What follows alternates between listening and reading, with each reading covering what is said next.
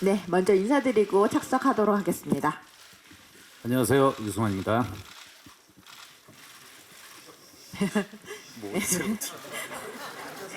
네, 감독님이 오늘 오전에 토론토에서 오셔서 지금 시차 적응이 안 되신 것 같습니다. 네. 네, 지금 지금 인사요. 공식 인사하도록 네. 하겠습니다. 이렇게 저 관 옮겨가면서까지 이렇게 관심 가주셔서 너무 감사합니다. 베테랑 연출한 유승환입니다. 네, 서도철 역 맡은 황정민입니다. 네, 감사합니다. 네, 박선희 역 맡은 배우 정혜인도 반갑습니다.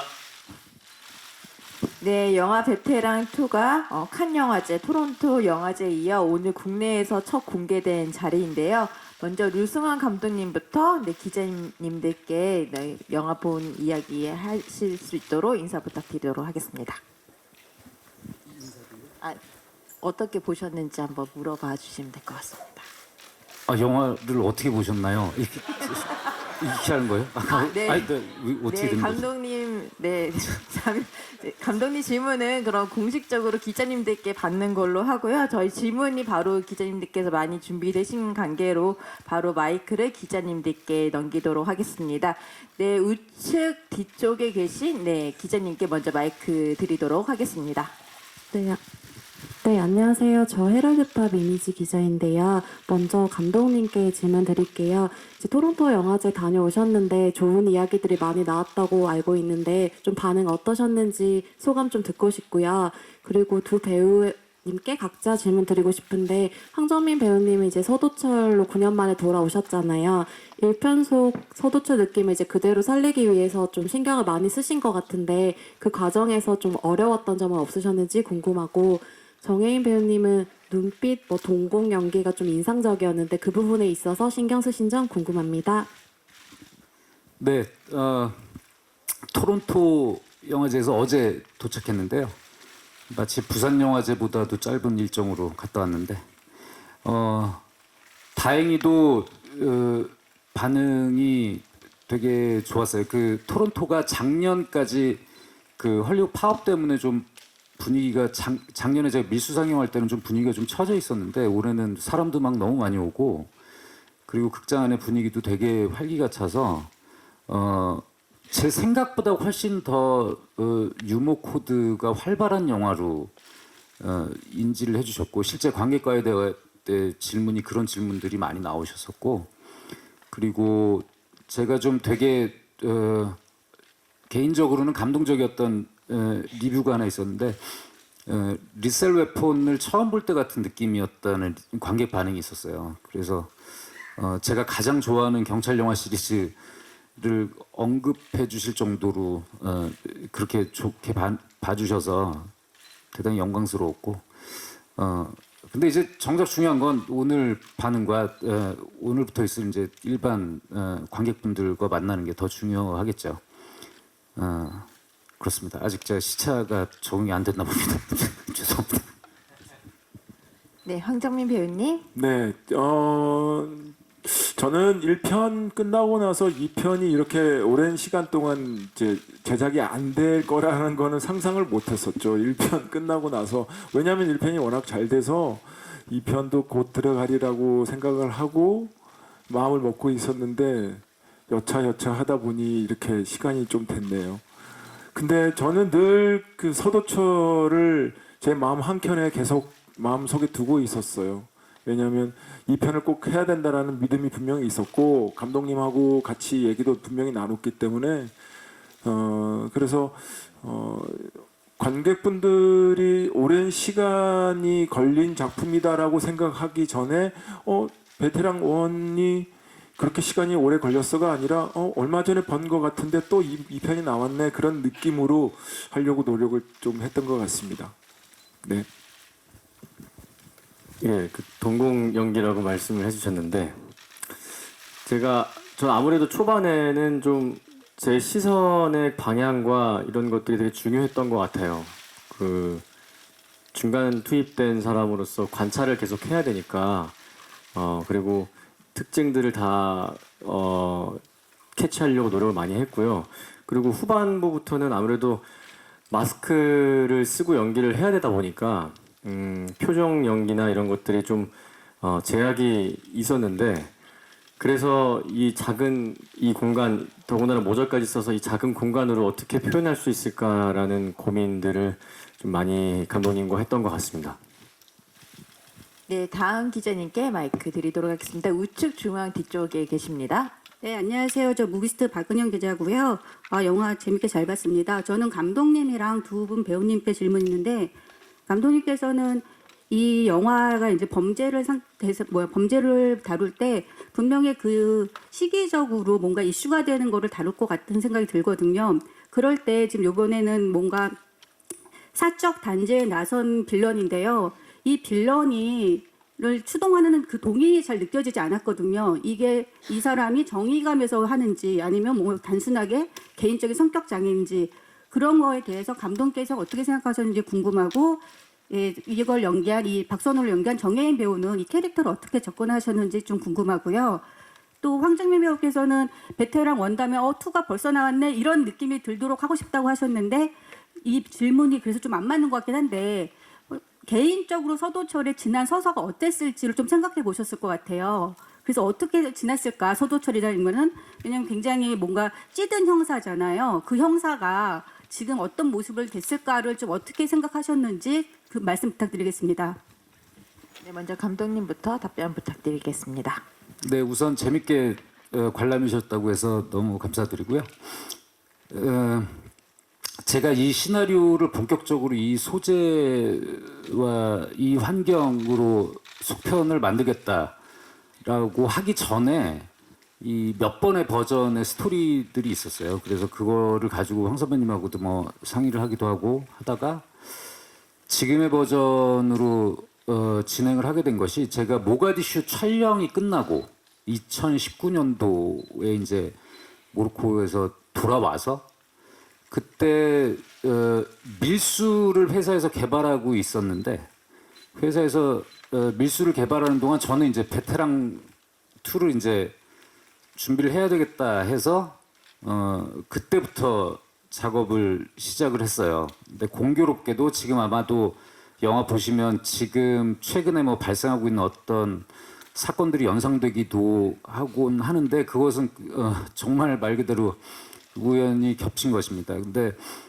아까 말씀드렸던 것처럼 지금 영화를 정작 보시기 전에는 뭐 빌런이 누구야가 굉장히 중요한 것처럼 워낙 전작이 그 빌런에 대한 관객들의 반응이 좋아서 빌런이 누군지에 대한 관심이 되게 많으셨었는데 그 질문도 많이 받았었고 근데 정작 영화를 보셔서 아시겠지만 이 영화는 누가 빌런이야가 중요한 게 아니라 그 빌런이라는 행위와 그 행위에 따른 여파가 더 중요하다고 저는 생각하면서 만들었거든요. 그렇기 때문에 우리가 지금 현재 발생하고 있는 우리가 분노하고 반응하는 사건들에 대해서 우리의 반응은 정말 이것이 옳은가 정당한가 저 스스로가 그런 생각들을 할 때가 좀 많이 있었어요. 사건의 이면을 입체적으로 보지 못하고 그냥 내가 제공되어지는 어떤 정보의 소스만을 가지고 순간적으로 분노해서 그걸 내 안에서 판단을 쉽게 내버리고 그 다음에 다른 이슈가 또 생기면 그 이슈로 넘어가 버리고 자신이 한 일종의 그 개인이 내린 판결에 대한 어떠한 책임도 지지 않고 계속 개인과 사회는 그렇게 계속 굴러가고 있죠. 저는 그런 현상에 대해서 과연 이것이 지금 우리가 잘 흘러가고 있는 것인가라는 생각을 계속 했었고 그렇기 때문에 선과 악의 대결보다는 정의와 신념의 충돌하는 구도로 한번 만들어 보면 어떨까라는 생각을 했었어요. 오히려 그렇기 때문에 저는 관객분들이 영화를 관람하시고 나서 어떤 속 시원한 해답을 하나 가지고 가시는 것보다 좀 토론해볼 만한 질문거리를 가지고 극장을 나서시길 바랬고 그렇기 때문에 이 영화 속에서 다루는 빌런에 대한 어떤 서사를 다 뭐 친절히 설명을 해서 모든 것들을 설명해서 답을 완결시키는 것이 아니라 저 사람 왜 저런 거지? 저 배우에는 어떤 출발점이 있는 거지에 대해서 그게 어쩌면 행위의 무게감은 다를지라도 저도 일정 부분 어떤 사회에서 발생하는 현상에 대해서 어떤 식으로든지 정죄하고 단죄하고 하는 행위를 하고 있는 것 같거든요. 그러니까 그런 부분에 대한 생각과 질문, 토론이 이루어지려면 오히려 명확한 답보다는 궁금증을 더 오히려 호기심을 계속 유지시키는 것이 더 중요했다고 생각합니다. 네, 정혜인 배우님 답변 전에 하나 정정할 부분이 있습니다. 네, 베테랑2 시나리오 작업은 2020년 2월 모가디슈 크랭크업 이후에 진행되었다고 제작사에서 정정해 주셨습니다. 네. 네, 시차 적응 중이시니까 네, 다음은 정혜인 배우님. 네. 예, 그 감독님께서 말씀하셨던 것처럼 이게 정의와 정의의 싸움이 아닌 신념과 정의의 싸움이 저는 항상 그 생각을 가지면서 촬영장에 임했고, 물론 촬영하면서도 힘들었던 게 되게 많았어요. 액션이 많다 보니까 아무래도 육체적인 어떤 피로도와 이런 것도 있었지만, 그보다 더 고민하고 힘들었던 부분은 사실 제가 배우 정혜인으로서 박선우를 이해하고 이 친구가 왜 이렇게 했는지에 대해서 알아가는 과정들이 저는 이게 가장 어려웠거든요. 근데 현장에서도 그렇고 계속 감독님과 이제 얘기를 나누면서 내린 결론은 우리가 너무 명쾌하게 답을 내리고 하지 말자였던 것 같고, 그리고 저는 그거 하나만 보고 달려왔던 것 같아요. 제가 믿고 있는 신념이 맞다라고 생각하고 거기에 그냥 올인하는 그런 인물이고, 영화에서도 나왔듯이 해치라는 이름도 이제 사람들이 붙여준 이름이고, 어떻게 보면 마녀 사냥이 이루어질 수 있는 부분들이 있는데, 저는 제가 연기한 박선우라는 인물이 그 마녀 사냥의 어떤 대표의 얼굴이지 않을까라는 생각을 하면서 연기를 했던 것 같습니다. 네, 다음 황정민 배우님.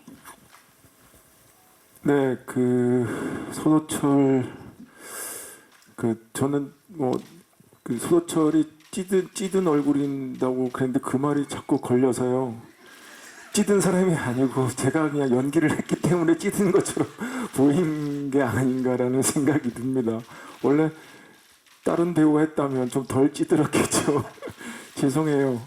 그 서도철 아이를 보면 고등학생이고 1편에서는 초등학교 3학년이었고 이제 9년이라는 시간이 흘러서 고등학생이 됐고, 예, 한 가정의 아빠로서, 아버지로서, 남편으로서 삶을 정말 잘 살아가고, 입은 걸걸하지만 그래도 삶은 참 잘 살고 있었던 사람인 것 같아요.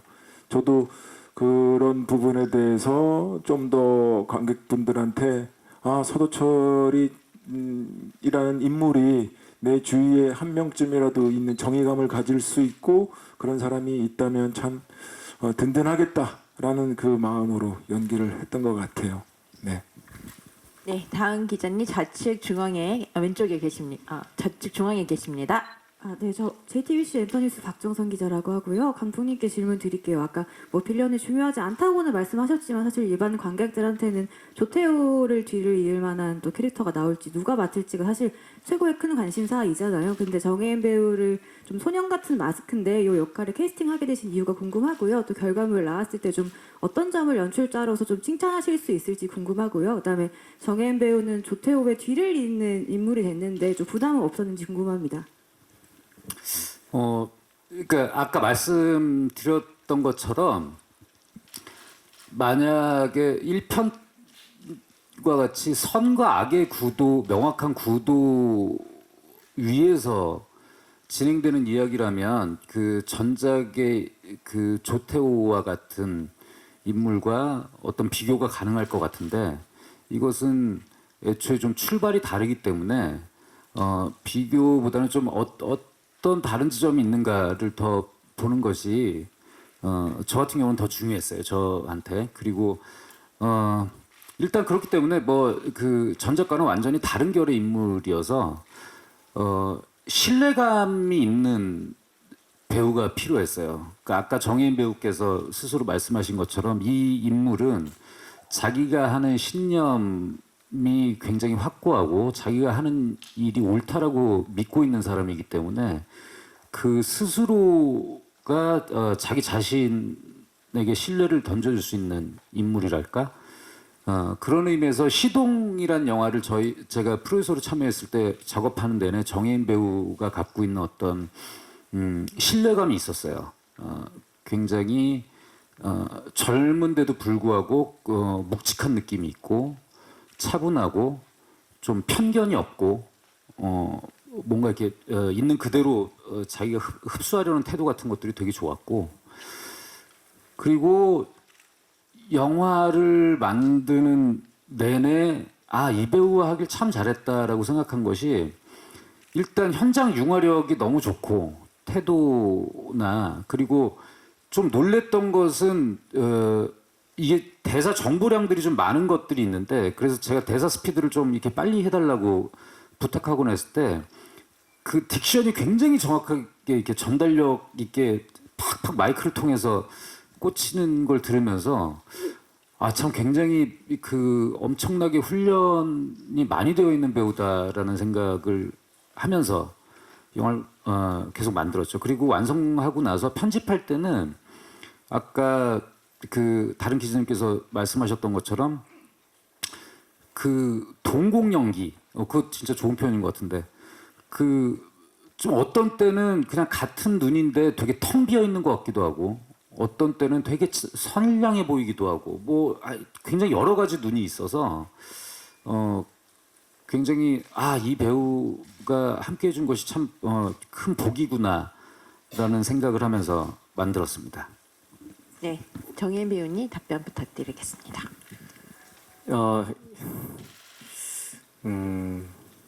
전편과는 명확하게 약간 전편에서 명확한 뭔가 악의 구조와 빌런의 구조가 있었다면 이번 영화 같은 경우도 너무 전편이랑은 조금 다른 느낌의 악의 구조, 빌런의 어떤 집단의 형성이 되어지는 대표로 보여지는 인물이기 때문에 전편에 대한 캐릭터적인 부담감은 사실 거의 없었고요. 오히려 그보다도 전편에서 많은 사랑을 받았던 영화이기 때문에 제가 합류한다는 것 자체가 그런 부담은 좀 컸던 것 같아요. 이렇게 촬영 들어가기 전부터도. 근데 이제 내용을 듣고 대본 보면서도 이게 뭐 전편을 넘을 빌런이 되어야겠다. 뭐 혹은 아예 다른 모습을 보여줘야겠다라는 어떤 부담감은 좀 거의 없었던 것 같습니다. 네, 다음 기자님 좌측 뒤쪽에 계십니다. 네, 안녕하세요. 스포츠 서울의 원성윤 기자라고 합니다. 감독님께 먼저 질문 드리면요. 그 최근에 다른 OTT 드라마도 그렇고 연쇄살인범을 놓고 이렇게 유튜버들이 중계하는 이런 소재들이 많이 나오는데 이 부분을 어떤 면에서 좀 처형하시게 됐는지 그리고 이 언론에 대한 부분이 많이 나오는데 예전에 부당거래 때도 그렇고 언론 문제점을 굉장히 좀 많이 파고드시는 것 같아요. 이번에도 가짜 뉴스 같은 것들도 나왔고 그래서 그 부분 좀 말씀 부탁드리고 배우 두 분께는 베테랑의 어떤 그 액션 쾌감 같은 것이 보면 이제 굉장히 격렬한 그 액션들이 많이 나오는데 이 촬영하시면서 좀 힘드신 점이 없었는지 그리고 마지막 장면들도 굉장히 인상적이었는데 그 부분에 대한 좀 소감 부탁드립니다. 할 수만 있다면 질문을 바꾸고 싶네요. 그 언론을 배우들이 얘기하고 제가 액션에 대해서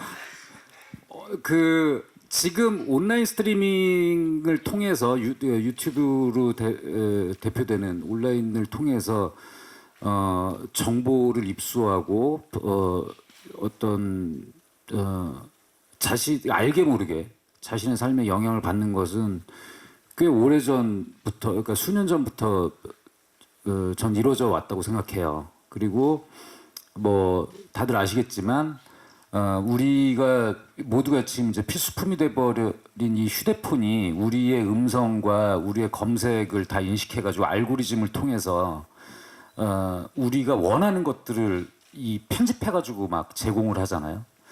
그러니까 우리도 그것이 편리하기 때문에 어느 순간 어떤 사건의 이 사실의 여러 측면을 보는 것이 아니라 그냥 내가 원하는 것들만 보고 소비하고 거기에서 발생하는 편리함과 맞바꾼 것들이 좀 위험한 수위에 지금 오고 있지 않나라는 생각은 꽤 오래전부터 했었습니다. 그리고 우리가 언론 생태계는 여기 뭐 오신 분들께서 다 종사자시기 때문에 더 많이 느끼시겠지만 지금 생태 환경이 굉장히 많이 바뀌고 있죠. 그래서 그런 부분들에 대해서 어쨌건 우리가 이렇게 어떤 변화의 시기에 맞물려 있을 때는 이것이 어디로 흘러갈지를 모르기 때문에 불안하잖아요. 그리고 이전에 있었던 그 생태 환경들이 어떤 식으로 이제 변하고 있는데 이것이 어디로 흘러갈지도 모르고 있고 이것은 생산자나 소비자 모두 다 마찬가지라고 생각을 합니다. 그래서 어떻게 보자면 저의 그런 개인적인 불안들이 여기 표현이 된 것 같고요. 저는 때때로 좀 두렵거든요. 우리가 실제 하고 있는 삶과 온라인의 삶 그리고 언론에서 묘사되고 있는 삶들이 약간 불일치하는 것들을 볼 때마다 좀 두려울 때가 있는데 그런 저의 두려움이 이런 그 표현을 하는 데 있어서의 어떤 출발이 되었다고 생각합니다.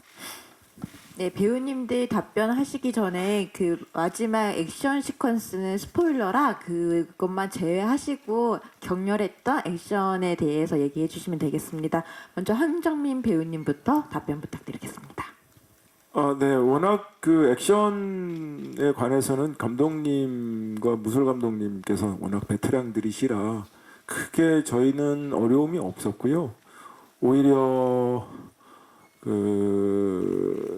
그러니까 날씨가 겨울에서 진짜 겨울에 엄동설안에 촬영을 하는 바람에 날씨 때문에 좀 애를 먹긴 했었어요. 그러니까 너무 추워서 웬만하면 따뜻한 데서 액션씬 하고 싶은데 야외 남산이든 그다음에 막 비 오는 그 옥상이든 그런 부분에 대해서 그래도 사람이라는 게 그 우리 저기 누구지? 죄송해요. 제가 그 사람이 보현 씨는 그나마 보현 씨는 형사들 다 만나야 돼서 걔는 계속 그 비 맞고 있었고 저희는 저만 찍을 때 말고는 좀 따뜻하게 있을 수 있어서 그나마 다행이라고 막 같이 얘기하고 놀리기도 하고 했는데 날씨 때문에 좀 애를 먹긴 했었습니다. 예, 뭐 힘들었던 점들을 얘기하려다 보니까 생각해 보니까 선배님 말씀처럼 짧게 도와주러 왔다가 가장 많이 고생한 안보현 배우가 생각이 나는데 정말 고생 많이 했습니다. 현장에서 또 정말 노력했고 안 괜찮은데 계속 괜찮다고 하고 뻔히 보이는데 아픈 거 근데 참고 묵묵하게 모두 안심시키면서 하는 모습들이 정말 든든했고요. 저희가 함께 했던 액션들 중에서는 저는 유승환 감독님을 만나서 액션이 이렇게 찍는구나 이렇게 되는구나를 제대로 한번 느껴봤던 것 같아요. 무엇보다도 안전 제일이었고 위험천만한 촬영에도 불구하고 모든 스태프분들과 배우분들의 안전이 가장 우선시됐던 그래서 그렇게 막 무섭거나 두렵거나 하진 않았어요. 물론 약간의 용기는 필요했지만 감독님께서 배우가 할 수 있는 영역과 못하는 영역 이런 것들을 명확하게 알고 계시기 때문에 안전하게 하지만 춥게 촬영했던 기억이 있습니다. 네, 다음 기자님께 네, 우측 중앙에 계십니다. 네, SR타임즈 신부진 기자입니다. 영화 재밌게 잘 봤습니다.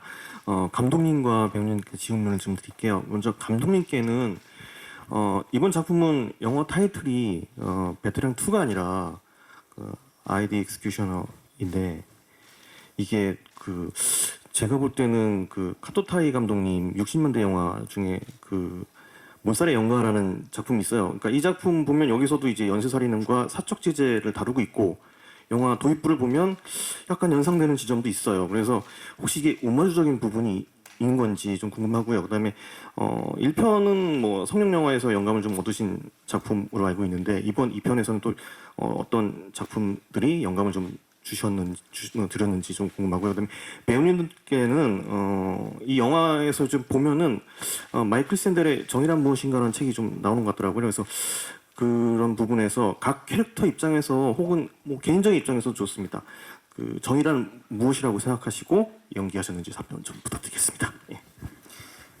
일단 말씀해주신 일본 영화가 영어 제목이 동명이죠. ID 익스큐셔널이 동명의 영어 제목을 가지고 있죠. 아마도. 근데 애석하게도 저는 그 영화를 못 봤어요.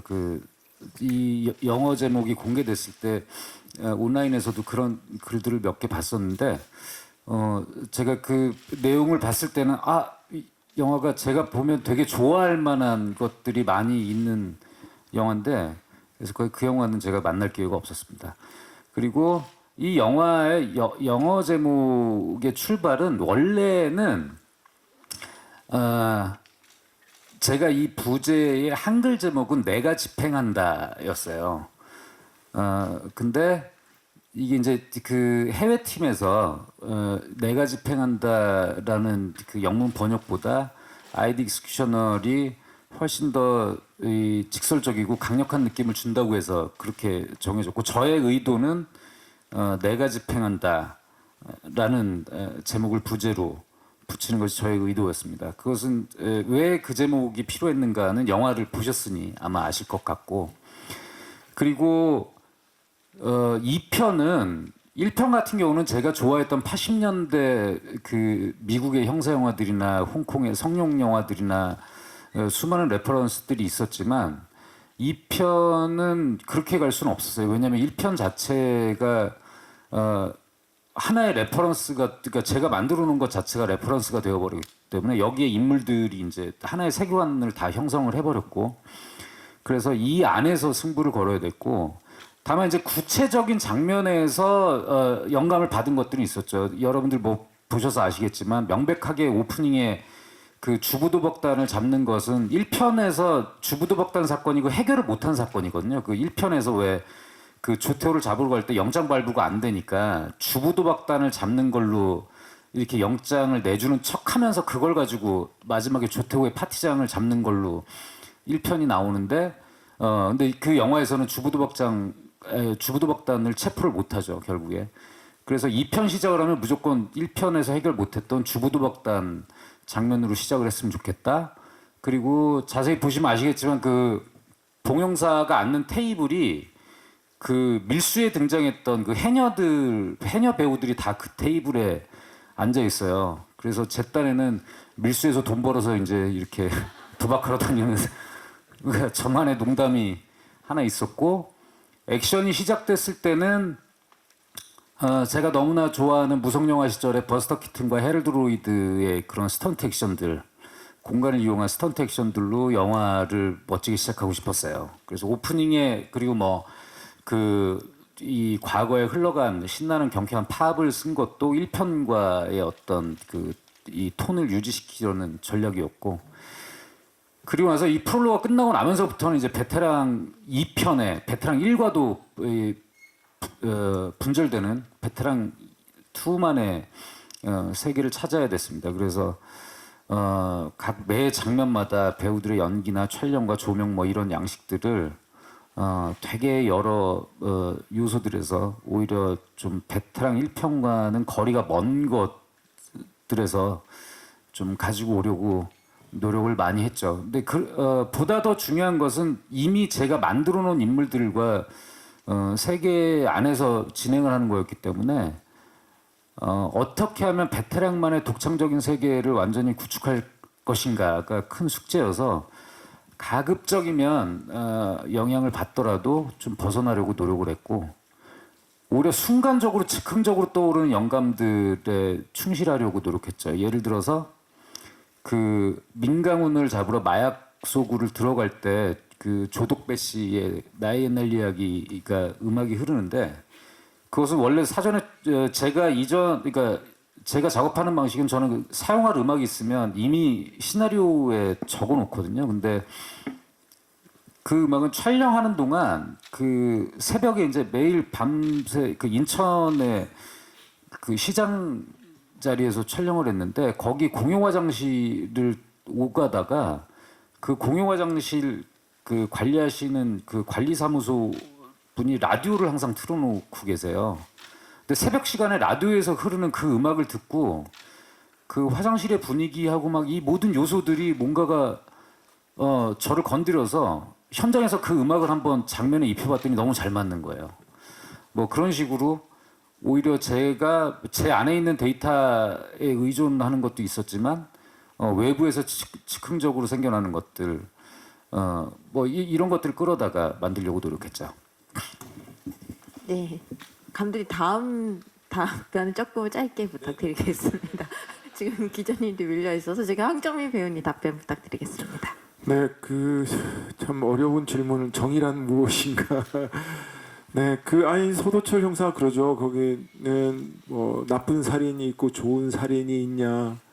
그 말이 정말 옳은 살인은 살인인 거니까 그걸 정확하게 정직하게 판단할 수 있는 서도철의 생각과 이 모든 것들이 저는 옳은 정의라고 보고요.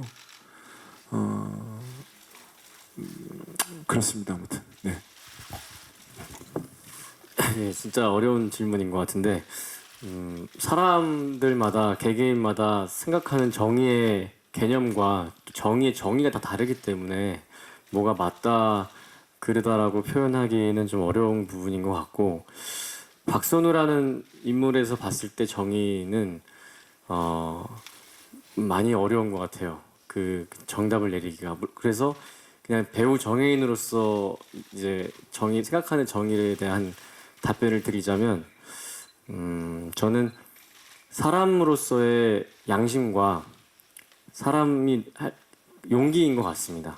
그게 저는 개인적으로 정의라고 생각하고 있고 정답은 아닙니다. 네, 다음 기자님께 마이크 드리겠습니다. 네, 저 중앙일보 나원정 기자고요. 영화 잘 봤습니다. 저는 감독님과 황정민 배우님께 질문이 있는데요. 우선 이제 그 감독님께는 실제로 이제 황정민 배우님 자연인으로서도 이렇게 나이가 들어가고 가장으로서 이렇게 시간을 보내는 그 사이에 세월을 보셨을 텐데 그런 모습에서 이 서도철 형사에 좀 영감을 받으신 부분이 있는지가 궁금하고요. 또 황정민 배우님께는 또 1편과는 사뭇 세월이 흐르고 또 감독님도 이 서도철 캐릭터가 좀 성장한 모습을 보여주고 싶다고 하셨는데 직접 연기하고 완성된 영화를 보셨을 때 이 류승환 감독님의 지난 흐른 세월 동안 좀 변화한 모습 어떻게 느끼셨는지 궁금합니다. 근데 감독님께 하나만 더 질문드리면요. 제가 느낀 이 2편의 어떤 부제를 단다면 베테랑 1편에 혹은 뭐 서도철의 아들들이라는 부제도 좀 느껴질 정도로 조금 다음 세대의 거울 같은 캐릭터들이 좀 많이 나오는 것 같아요. 그래서 혹시나 1편에 대한 혹은 뭐 10대, 20대 당시에 좀 젊은 세대들의 반응이 이번 영화 만드실 때 영향을 준 부분도 있는지 궁금합니다. 네, 첫 번째 질문에 답을 드리자면 이 영화의 1편의 출발이 황정민이라는 배우가 없었다면 출발 자체가 안 됐을 거고 2편도 마찬가지죠. 그러니까 베테랑 시리즈는 이제는 저는 없어도 되는데 황정민은 없으면 안 되는 시리즈가 돼버렸어요. 약간 이렇게 보증 잘못 써가지고 권리를 뺏긴 것 같은 느낌. 근데 실제로 제가 이제 그 다른 영화를 만들 때는 제가 뭐 시나리오를 다 써놓고 이제 배우분들한테 제안을 드리고 배우분들이 그것을 가지고 결정하고 하지만 이 시리즈는 아예 사람부터 황 선배를 만나서 지금 이런 방향으로 생각하고 있어 이런 방향 어떨까 뭐 이런 얘기들을 같이 나누면서 진행을 하고 있기 때문에 사실은 서도철 이퀄 황정민이기도 하죠. 왜냐하면 자연인 황정민이 가지고 있는 그 성격의 일부, 그런 태도들이 서도철한테 굉장히 많이 들어와 있고 1편도 마찬가지였어요. 그리고 당연히 제가 사실은 그 사교성이 그렇게 좋지가 않아서 영화계에 이렇게 친구가 많지는 않은데 몇 안 되는 친구죠. 속 얘기하고 할 수 있는. 그렇기 때문에 옆에서 보면서 우리 아이들이 크는 얘기도 하고 속 얘기도 하고, 그리고 이렇게 황 선배님은 그 촬영할 때 이렇게 아침마다 사우나를 꼭 하세요. 그럼 할 때 이제 우리 촬영 같이 뭐 제가 이제 여유가 같이 좀 같이 사우나 하면서 서로 뭐 이런 얘기 저런 얘기 뭐 하고 뭐 하다못해 뭐 이렇게 뭐 잠자리가 바뀌어서 잠이 잘 오지 않는다 뭐 이런 얘기부터 뭐 소화가 잘 되냐 안 되냐 뭐 이런 시시콜콜한 얘기까지 하는데, 그런 모습을 보면서 되게 이렇게 인간적이고 기본적으로 배려심이 있는 모습들을 보게 되거든요. 근데 사람은 나이를 먹으면서 어쨌건 어떤 부분에서 이렇게 성숙하고 진화하는 부분도 있지만 또 퇴화하는 부분도 있잖아요. 지치고 지쳐가는 모습도 보게 되고. 그래서 아마도 은연중에 제가 여기 보면은 그 힘들다라는 대사가 계속 나오는데 그건 제가 대사에 쓴 것도 아니고 황 선배님이 그냥 연기를 하면서 나온 말들인데, 그 말들이 연출을 하는 저의 상태하고도 너무 잘 맞물려 있고, 저는 그래서 오늘 다시 보는데 힘들다는 대사 이렇게 많이 썼나 싶을 정도로 많이 나오더라고요. 근데 그런 것들이 아마 저와 황 선배님의 이 마음이 다르지 않았기 때문에 나오는 것 같아요. 그리고 말씀하신 것처럼 저희가 또 아이들도 비슷한 또래여가지고 당연히 우리 다음 세대에 대해서 생각을 하게 되죠. 그래서 저는 이 영화에서 그 서도철이 마지막에 아들에게 하는 그 한마디가 저한테 굉장히 중요했거든요. 이 영화는 어떻게 보자면 서민영웅 서도철의 모습이기도 하지만 사과할 줄 아는 어른의 모습은 얼마나 값지고 고귀한가를 다루고 싶었어요. 자신의 실수를 인정하고 사과하는 어른의 모습이 되게 중요했거든요. 그런 면에서 저는 황정민 선배님의 그 인간 황정민의 모습에서 그런 것들을 충분히 발견할 수 있었기 때문에 제가 시나리오도 쓰고 그런 현장도 만들 수 있었다고 생각합니다. 네, 황정민 배우님. 짧게 하세요.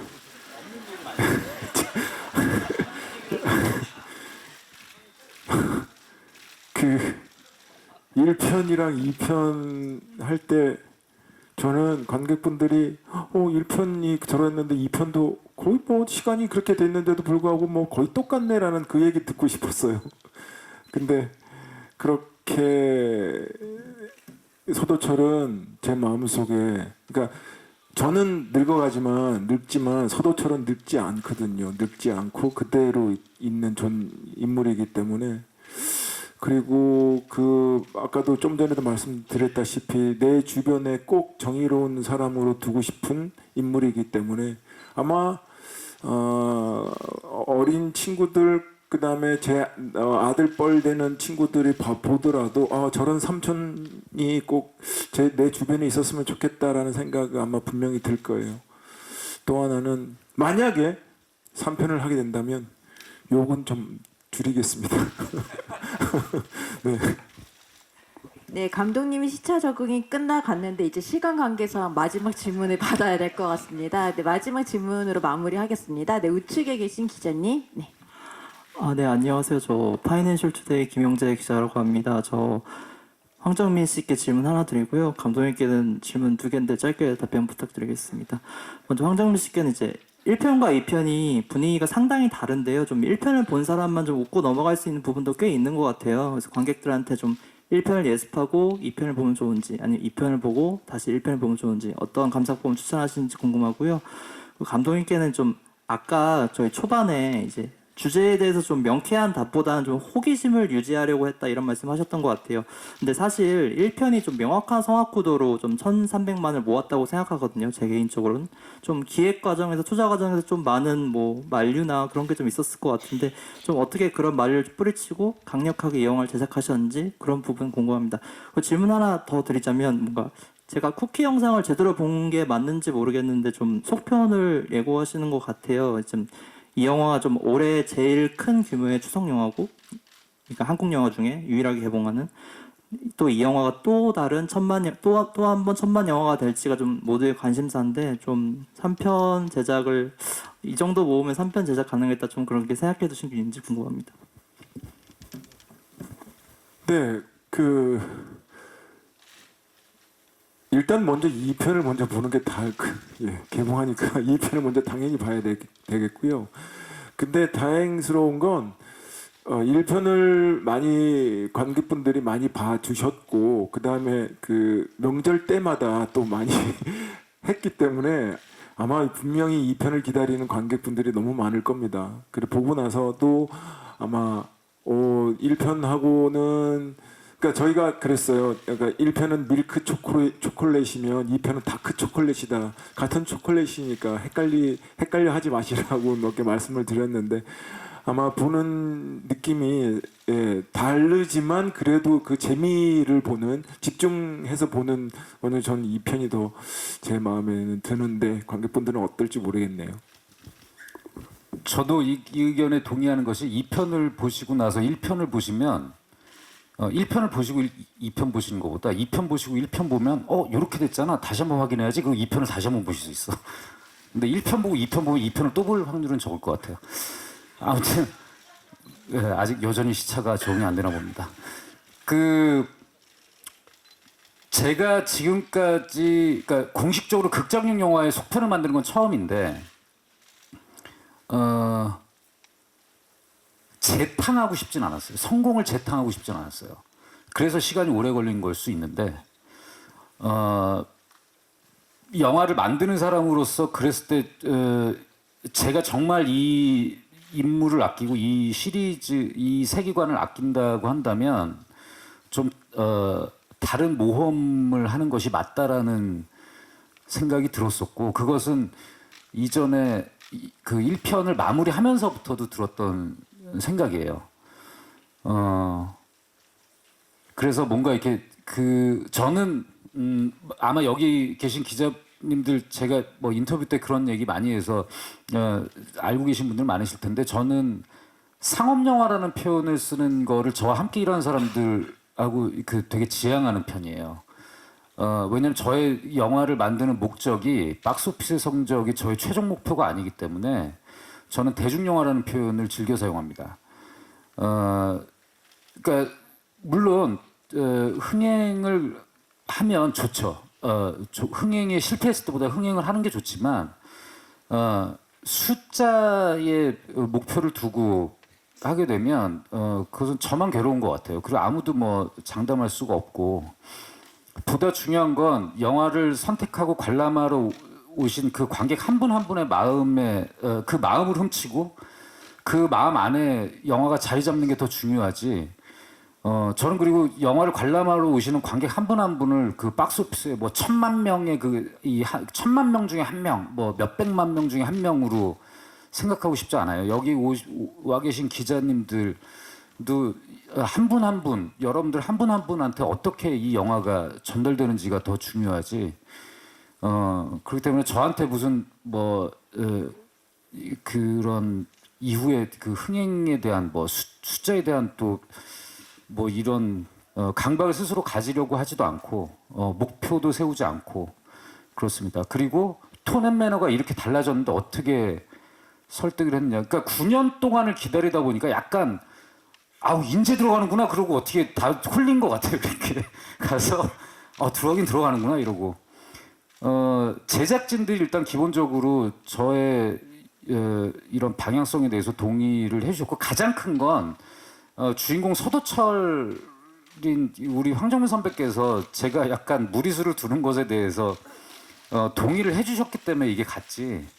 아우 자기야 왜 쉬운 길 놔두고 여기로 가려고 그래 뭐 계속 그랬으면 안 됐겠죠. 그러니까 이건 그 같이 만드는 동료 모든 동료들의 이 호흡이 맞았기 때문에 뭐 자본도 설득할 수 있고 이랬다고 생각합니다.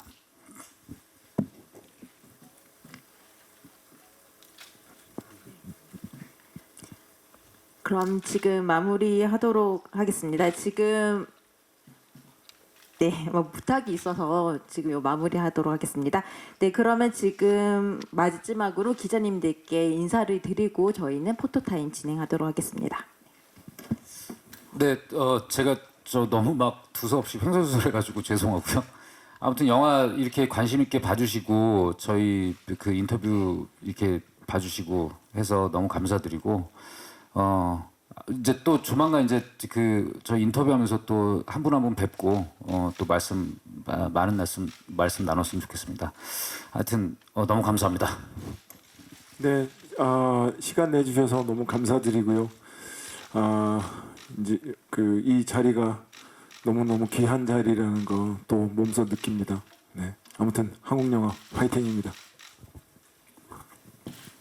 네, 우선 시간 내주시고 또 기사 이렇게 많이 써주시고 한 분 한 분 또 베테랑을 사랑하셨던 관객분들 그리고 기대하고 계시는 분들 다 기사는 혹시 방송으로 다 찾아보실 텐데 한 분 한 분 다 너무 감사드립니다. 오래 기다리신 만큼 좋은 영화, 재밌는 영화가 나올 거니까 극장에서 많이 봐주셨으면 좋겠습니다. 감사합니다. 네, 추석에 많은 관객 여러분들이 즐겁게 베테랑을 즐길 수 있도록 스포일러 좀 잘 부탁드리도록 하겠습니다. 네, 그럼 지금부터 포토타임 진행하도록 하겠습니다. 베테랑 2에 새로이 합류한 막내 형사 박선우 역할의 정혜인 씨 입장하고 있습니다. 네, 중앙에 서주시고요. 먼저 중앙 바라보겠습니다.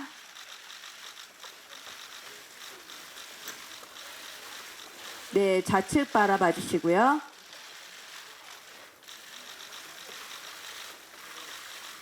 네, 우측 한번 바라보겠습니다. 네, 감사합니다. 다음은 황정민 씨 배우님 입장하도록 하겠습니다. 베테랑 2의 베테랑 형사 서노철 역할의 황정민 씨 입장하겠습니다.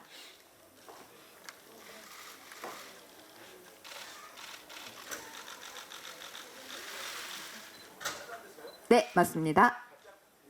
그 정도가 딱 좋겠습니다. 네, 먼저 중앙 바라보겠습니다.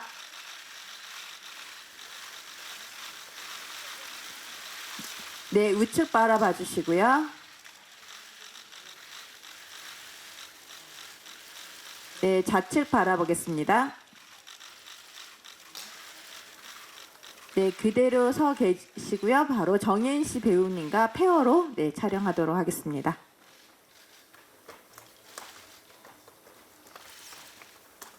이번 영화 베테랑 2의 멋진 형사들이죠. 네, 서도철 배우 역과 박선우 역할을 맡은 두 배우입니다. 먼저 중앙 바라보겠습니다. 네, 함께 좌측 바라보겠습니다. 네, 우측 바라봐 주시고요. 네, 두 분 중앙에서 화이팅 포즈로 먼저 하나만 찍고 마무리하겠습니다. 네. 네, 류승환 감독님 입장해서 이제 세 분 같이 촬영하도록 하겠습니다. 네, 이제 완벽하게 시차 적응 끝나신 감독님과 함께 중앙 바라보겠습니다.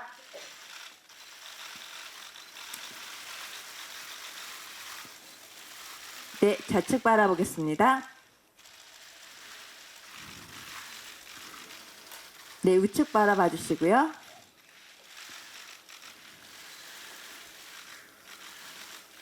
네, 혹시 배우님들 이렇게 V로 감독님과 V로 중앙 한번 바라봐 주시고요. 네.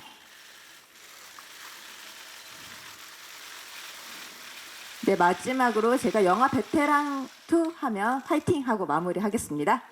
네, 영화 베테랑 2 화이팅! 네, 감사합니다. 포토타임 마무리하겠습니다. 인사드리겠습니다.